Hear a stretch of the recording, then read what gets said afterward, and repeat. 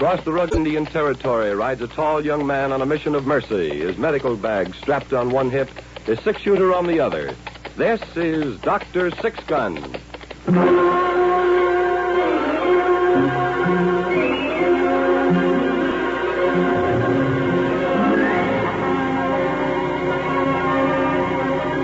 The National Broadcasting Company brings you another episode in the exciting adventure series, Dr. Six-Gun.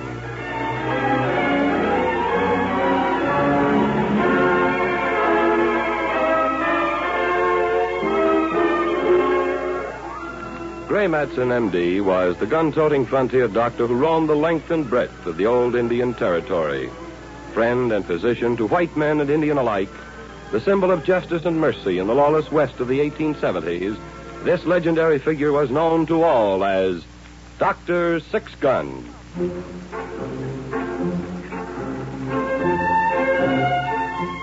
The Territory is a place where men look up to the skies and call out to heaven in many different ways. We have seen the wagons of the Mormons rolling west, Dunkards, Mennonites, the Catholic padres of the Spanish missions to the south and the west, and in the Indian country the worship of the Manitou, the sun, and the spirits of the dead goes on as it has for 1,000 years before the coming of the white man. Sometimes these different peoples, overwhelmed with their separate truths, have been somewhat impatient to each other. Of course, I am a neutral. I am the brother of whoever made needles or pins or a yard of ribbon. And who am I? Pablo, the gypsy peddler. And this is my friend Midnight. He is a raven, but a philosopher. All men are brothers. A humanist. Birds, too. And a universalist. Of course, in the Territory, a place of violent death and violent life, many men face eternity with a curse and a defiant pistol shot into the quiet sky. Such a man was Harvey Fraser. He was standing at the end of the bar at the Bull Run Saloon one night, drinking quietly. I was sitting at a table with Doc Six-Gun when O'Shea, proprietor of the Bull Run, came up to the table. Evening, Doc. Everything all right? O'Shea, Piney's cooking is improving week by week. This steak is much tenderer than the one I had last Monday. It ain't Piney that's improving, Doc. It's the side of beef both them steaks come off of. It's aging and mellowing. Too bad the same can be said for your whiskey. I don't get the turnover in beef. I get whiskey. It ain't got time to age.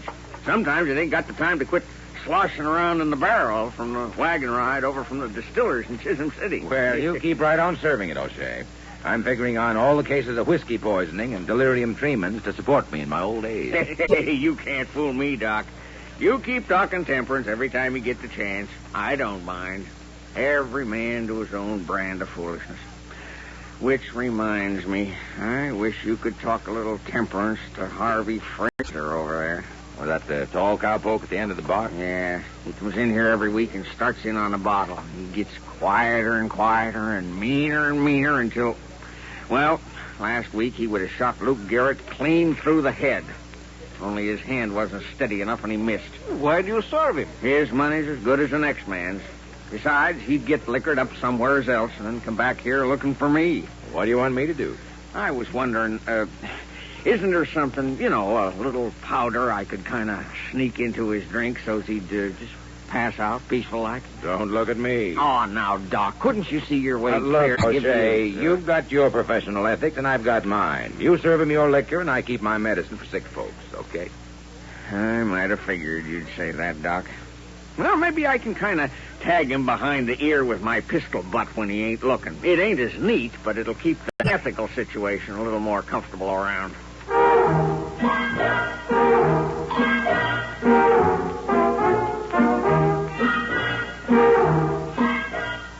About a week after that, Doc and I rode out to the west of town.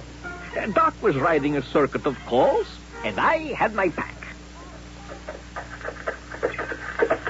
Pablo, what do you know about this Colonel Turo? Oh, nothing. Why? Oh, he's my first call. He must have bought the Jessamine place down by the river. Sent a note in with a rider. Signed it Arthur Turo, Colonel. Oh, is he with the army post at Fort Kane? No, I know all the officers there. There hasn't been a transfer. I expect it's a Southerner still carrying his Confederate rank. Wonder what he'd say if I introduced myself using my rank, Private First Class Matson. I must try that sometime.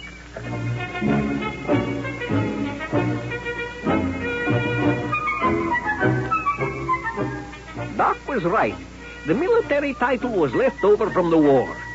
Colonel Turo was a tall, graying man, soft-spoken, but with a glint of steel showing through. You think she'll be all right then, Doctor? I see no reason why not. She's a healthy woman. You can say it, Doctor. She's young, and I'm not. Well, anyway, she'll have no trouble giving birth, as far as I can see. We figured she's in her 5th month. Well, I'd like to thank you, sir, for traveling this far from town. I would come in myself, but I've been so occupied during the week with putting the ranch to rights. And since I do not travel on Saturday, and I hesitate to intrude on your Sunday... Oh, I'm afraid my Sunday's far from sacred, Colonel. Babies, broken legs, and gunshot wounds have a habit of occurring on the Lord's Day. Sunday? Yes, of course. Oh, you mentioned Saturday, didn't you? I suppose you're Seventh-day Adventist. No, I'm afraid my attachment to Saturday as the Sabbath antedates the Adventists by some thousands of years. I beg your pardon, Colonel. I'm sorry to confuse you, Doctor. I am, as a matter of fact, of Hebrew persuasion. Oh. Does that surprise you, Doctor? Yes, I suppose it does. Frankly, I never met many... Well, what's the right term, Colonel? You have your choice of many, sir. The most desirable ones being Hebrew, Israelite, Jew. It doesn't matter. Well, out here in the territory, there aren't many of you folks. I recall one doctor when I was a student in Boston, but he was a German mostly. I was just surprised. I thought you were a Southerner. I am. Oh, I mean... Pray don't concern yourself, Doctor. I know quite well what you mean. As a matter of fact, my family has been in Louisiana and a part of Georgia since Revolutionary times. We may have perhaps been something of an anomaly since we ran our plantation on free labor. That is unusual. Perhaps. You see, Doctor, if you know your Bible, you remember that the children of Israel were slaves in the land of Egypt. Of course. Led to freedom by Moses. Well, we have a holiday each year to celebrate that liberation.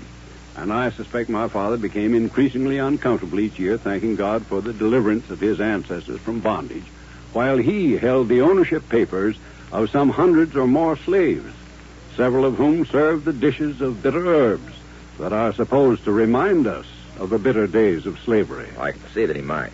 My father, being not only a righteous man, but a good planter as well, freed the slaves and set a reasonable price, taking it out of wages over a good many years. And by the time I came into the property, all our people were free and working for wages. It made us somewhat unpopular in the county. But you fought for the South? Yes, it was my country. Pray do not point out the inconsistency. I'm well aware of it. And now, Doctor, I'd like to invite you to join us this evening. It is the eve of the new year. The new year? Our calendar is somewhat ancient, Doctor, and has tended to drag a little. But take my word for it, though, it is the new year.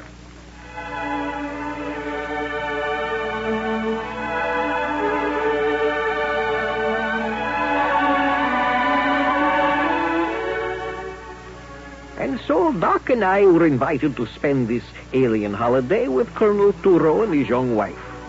We had apples dipped in honey, which we were told signified wish for a sweet and prosperous new year. We did not see Colonel Turo again until next week.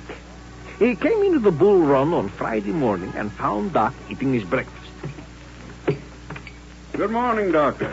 I'm pleased to see you again. Well, Colonel Turo, what brings you to town? Business, I'm afraid. I've been arranging to import some blooded stock to replace the Longhorns. Won't you join me for breakfast? Well, thank you. O'Shea? What is it, Doc? This is Colonel Turo. He'd like some breakfast. Well, sure thing. What'll it be? Steak? Little pie? Hash? I think just a boiled egg and black coffee, if you will. Oh, that ain't enough breakfast for a fly, hardly. It'll do nicely, I assure you. Well, all right, but a boiled egg ain't hardly a challenge to Piney. Colonel, I don't know if I thanked you enough when I was out to your place. I just hope I wasn't intruding on your observances. Oh, no, not at all, sir. I was about to ask a favor of you. Sure, what is it? Well, it's rather complicated. You see, I won't get my reply from St. Louis about the cattle until afternoon stage gets in from Chisholm City. Now, at that time, I would be unable to reach my home by nightfall. It's a clear trail, though. Besides, it's the full of the moon. You shouldn't have any trouble. I'm afraid I haven't made my problem clear. At sundown this evening, the Sabbath starts. I see. Now, I'm afraid I've compromised my inheritance a number of times. Probably if that were all, I would ride home. And, well, in a modern world, the old ways sometimes are not followed too strictly. But this evening is the start of, well, the Hebrew word would not mean anything to you. It's Yom Kippur, the Day of Atonement. That's an important day. It's most solemn of our year, Doctor. It's the day when all the sins of mankind are brought forward for judgment, when we repent and mourn and consider our conscience carefully. It's a day that weighs most heavily on us.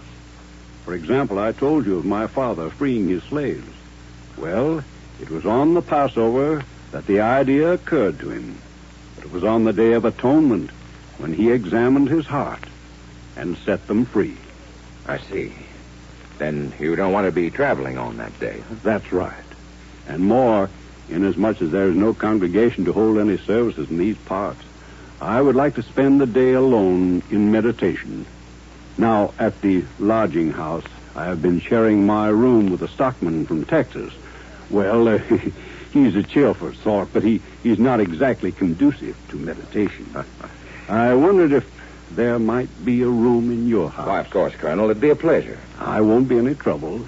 It's our custom to fast on this day, so even that difficulty need not trouble you. Be no trouble, Colonel. I'll be proud to have you as my guest on a day that means a lot to you.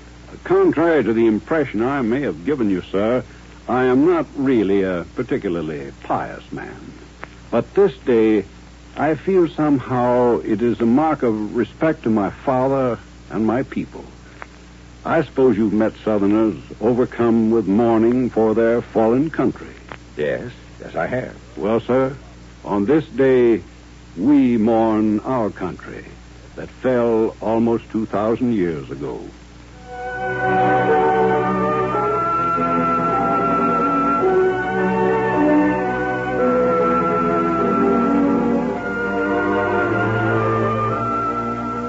Colonel Turo sat with Doc through the afternoon, waiting for his message on the afternoon stage. He passed the time telling Doc of the customs of his people, of the South before Fort Sumter, and trading war experiences. It was about an hour before sundown when O'Shea came over to Doc's table. Doc, excuse me, Colonel. What is it, O'Shea? It's Harvey Fraser. He hasn't been in here today, has he? Yeah, he was in before you came in. He's been fired off the Barrel A, and he was in a mean mood. I gave him one drink, and I told him I wasn't going to serve him no more. Well, I thought that was contrary to your professional... Now, look, I'm not joshing, Doc. I told him I don't mind a raucous drunk or even a fighting drunk, but I'm plain scared to death of the quiet, mean kind. I told him to get out. I had my gun on the bar so he'd know I wasn't funning. And he got. Then what's the problem? Well, I told you he'd get his liquor somewhere else. Picked up a quarter mule down at the livery stable, and he's been sucking on it all afternoon. Oh, you think he's coming back here after you? I know darn well he is. Charlie seen him coming up the street. He should have given me them pills or something. There he is outside the swinging doors. Now, wait. Put those guns up, O'Shea. He may not be shooting. Well, anyways, he finished his bottle. Where is he? Where is that sniveling, psalm-singing barkeep that won't serve a man liquor? Now, take it easy, Harvey. Why, Now, Harvey, you're just talking plain foolish. Yeah? Well, you ain't got a gun on me now, O'Shea. As a matter of fact, I got one on you. Now, Harvey. Drop your gun belt to the floor. Go on. Let me put him up on the bar. I don't want to get sawdust in the barrel. Now, wait a minute, Fraser. Don't you horn in none, Doc. I'm running this here drive. Put them guns down, O'Shea. All right, now you gonna serve me? Ain't you had enough for the quarter mule? I said, are you gonna serve me? Sure, Harvey. What's your pleasure? A whiskey. Make it full measure. And I'm gonna let it go at that, O'Shea. Because I ain't mad at you. I'm looking for some low, sneaking red polecat that took my job. Where does that man work, Doctor? The Barrel A, I think. know what that crawling hound done to me? He fixed it so as I got fired. The boss says I don't need so many hands now, so Harvey, here's your time. I don't get it. What's this southerner got to do with it? Maybe I can explain. I suppose the owner of the Barrel A decided he didn't need as many men after he sold half his range acreage to a newcomer. That's right. Who are you? Arthur Turo. I bought the land from the Barrel A. Why... Look out. You're wearing a gun. Make your move. I want to talk to you. Make your move or I'll gun you down right now. All right. Get his gun, O'Shea. My hand. Doc, my hand. He didn't hit you, Fraser. He got your gun. I was aiming for his hand. That's some shooting anyways. You've got some move from leather, Colonel. In the old days, it was a fashion in my country among the gentry to duel for slights to their honor. In my case, I was often slighted, and I seldom lost a duel. Doc, I can't feel my fingers. Just soak them in cold water. They'll be all right. Maybe you better soak your head, too. I'll take care of that, Doc. I got the dish pail right here. O'Shea. Well, you wanted him to sober up, didn't you, Doc? You done this to me, Mr. Colonel, whatever you are. You lost me my job and hurt my hand. All right, now you listen. You and this pot-bellied barkeep are plenty brave when you got my gun. Well, I think you're a no-good, cowardly hound. We don't want you or anybody like you in the territory coming in and pushing other people out. I thought we settled this. No, we didn't. Now you listen. I'll be waiting for you in the street tomorrow morning. Cold sober, so my hand's steady. If you get any guts, you be there. And we'll settle it then. O'Shea, give me my gun. Give it to him. Here you are, Harvey. Now, get out. I'll be waiting for you tomorrow, Colonel. Well, Doctor, if you don't mind as it approaches sundown, I think I'd like to retire. Sure, Colonel. Come on, I'll show you the way.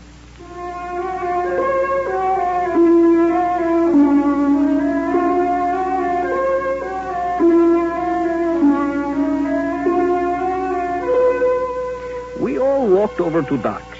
There was no mention of Harvey Fraser and his challenge.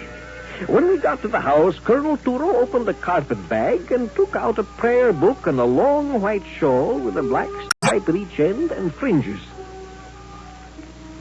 This was my father's prayer shawl, and so the legend goes, his father's before him. Doctor, I'll just ask you to hold my gun. It's not proper for the day, you know. The custom is to follow the biblical injunction to do no work, which is held to mean to carry no money and, of course, no weapons. Actually, Doctor, being alone and not a learned man, I can only make a respectful gesture toward the service. But I do what I can.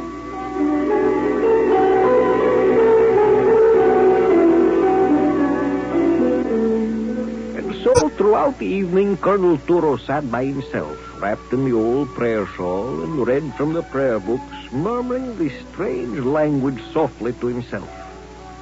In the morning, Doc had breakfast at the Bull Run, and the Colonel stayed in his room.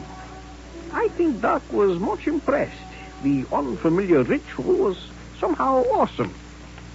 It's real strange. Here you learn in Bible school all about these people. Chances are you never get to really know any. Not in this part of the country. You should have fooled me. I would have thought the Colonel was an American. O'Shea, when did your father come over from Ireland? 1848, when the potatoes give out. Why? The Colonel had kin way back that signed the Declaration of Independence. Huh? Oh, yeah. Yeah, I see what you mean, Doc. What did the Colonel say about Harvey Fraser? Nothing. Well, Harvey rode into town at sunup. He's been waiting around ever since to catch the Colonel on the street. O'Shea, you mean he seriously intends... He sure does. He's telling anybody who'll listen that the Colonel is a yellow dog who's going to sulk in his room all day because he's scared. But I told you, it's this very important religious time for the Colonel. That don't make no never mind to Harvey.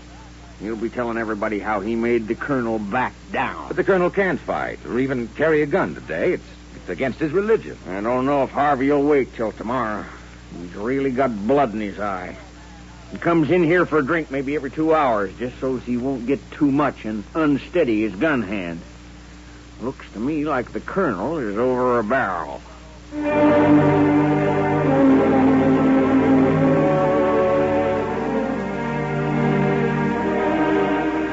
Doc went back to the house, and about noon, the colonel got up and started for the door. Wait a minute, Colonel. Where are you going? For a walk. Wait. I thought... Well, I mean, is that allowed? Oh, it's considered proper to take a short walk on the holy day.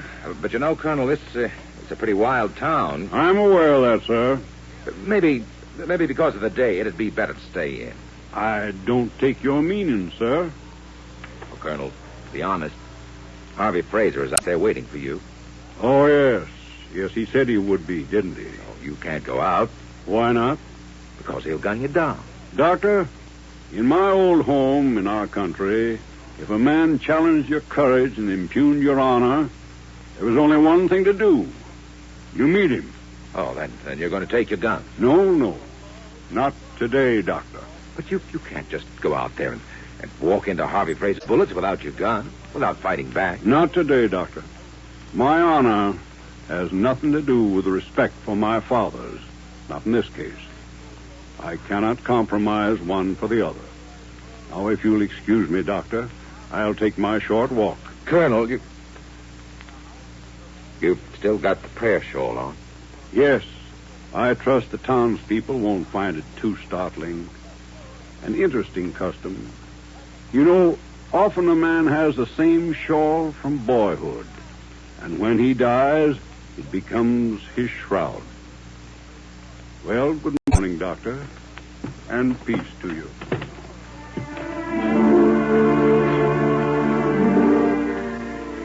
And so, down the street of Frenchman's Ford walked Colonel Turo, his flat-crowned hat set square on his head, and around his shoulders the yellowing silk of a prayer shawl shipping in the light breeze. He walked slowly and steadily, as if it were in respect to the day, as if the measured steps along the board sidewalk were but an aid to meditation and prayer. Doc came charging out of the house after him and crossed diagonally to the Bull Run. Oh, say, listen. The colonel's out taking a walk. Where's the sheriff? No, Doc. Listen, if Sheriff Hanson doesn't do something, we've got to find Fraser and... You found him, Doc. What? Didn't see me at the end of the bar? Well, I'm glad to know the colonel's out walking. I'll give him a chance to enjoy the fresh air. Then I'll go out and meet him. He hasn't got his guns. Don't hand me that, Doc. Man who shoots like that ain't without his guns. O'Shea, a little drink. A short one, just for sociability, but not enough to shake your hand. Harvey, let the colonel alone. This is an important day for him. Yeah, sure is, Doc.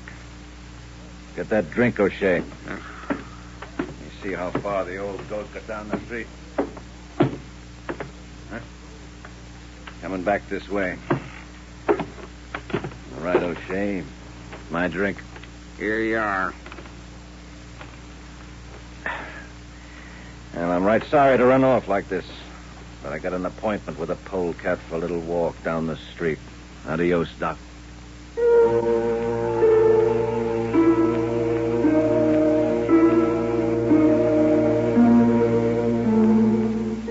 There was nothing too unusual in the scene. A dozen times in the last year, two men have stood in the dust of the street at Frenchman's Ford. A dozen times, the loungers in front of the livery stable have dived for cover, and the barber has run out to put up his shutters. Harvey Fraser stood in the street, his legs planted wide apart, his Stetson jammed back on his head, his hand hanging limp on the lead with his gun butt. We've seen that many times in the territory. And then Harvey started forward, walking slowly to meet the colonel, who stepped down the middle of the street now, as if he were on parade with his regiment. All right, you yellow dog. Make your move. Can't he see the colonel hasn't got his gun? I don't think he cares. I'm going to stop him. I wouldn't, Doc. Harvey'd gun you down, and in these parts he'd get off scot-free. Jury don't hold with one fella interfering with another man's fight. But it's murder. There ain't nothing to do but wait, Doc. That's all.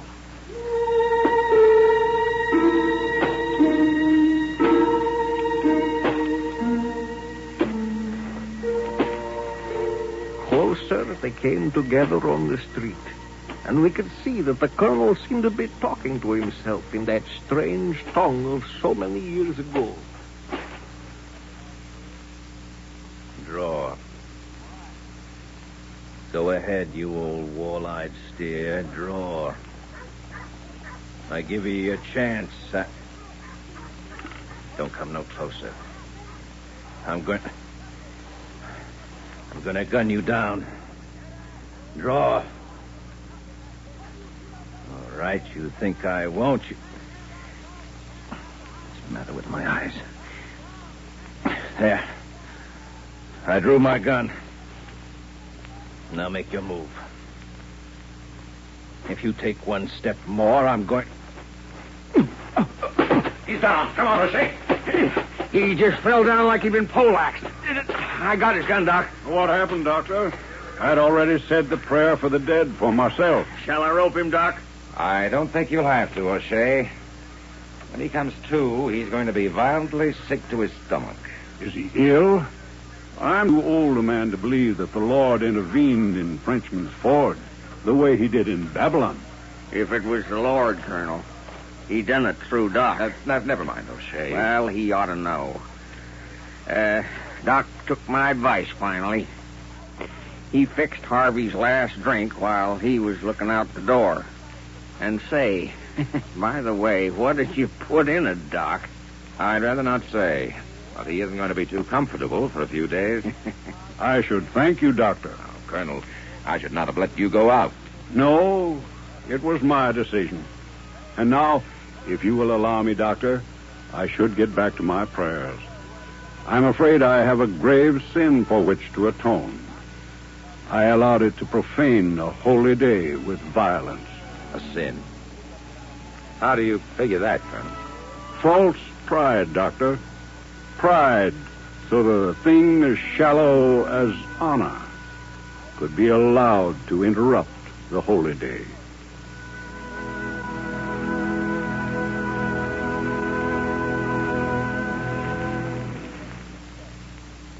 You have been listening to Dr. Six Gun, brought to you each week at this time by the National Broadcasting Company.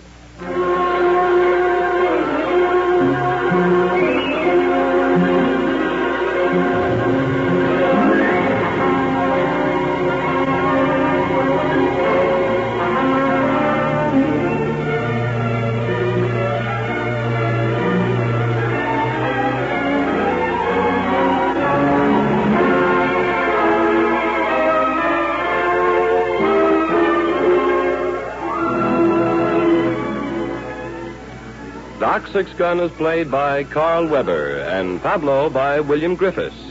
Today's script was written by Ernest Kenoy.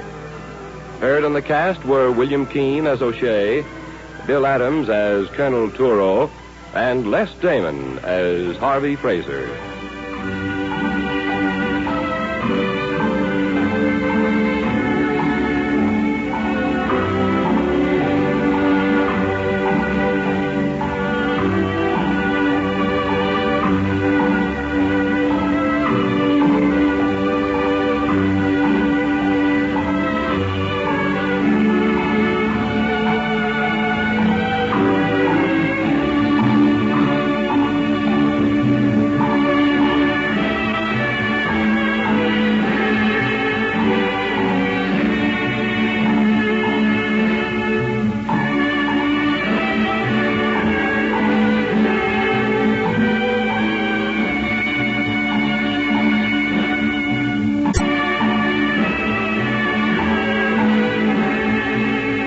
Dr. Six Gun, starring Carl Weber as the frontier doctor, with William Griffiths as Pablo, the wandering gypsy, has come to you through the worldwide facilities of the United States Armed Forces Radio and Television Service.